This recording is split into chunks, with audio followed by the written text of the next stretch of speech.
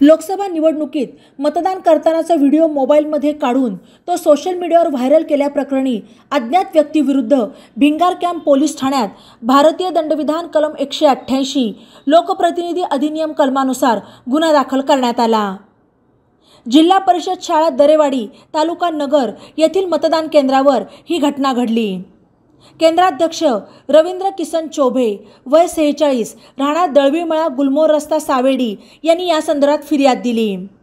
ते इतर सहकाऱ्यांसह 13 मे रोजी लोकसभा निवडणूक मतदानाच्या दिवशी दरेवाडी येथील शाळेत केंद्राध्यक्ष म्हणून ड्युटीवर असताना अज्ञात व्यक्तीने मतदान करतानाचा चोरून व्हिडिओ क्लिप काढून ती इंस्टाग्राम अकाउंटवर व्हायरल केली। याबाबत गुन्हा दाखल करण्याचे आदेश सहाय्यक निवडणूक निर्णय अधिकारी शाहूराज मोरे यांनी दिल्यानंतर चौबे यांनी शनिवारी 18 मेला भिंगार कॅम्प पोलीस ठाण्यात फिर्याद दिली।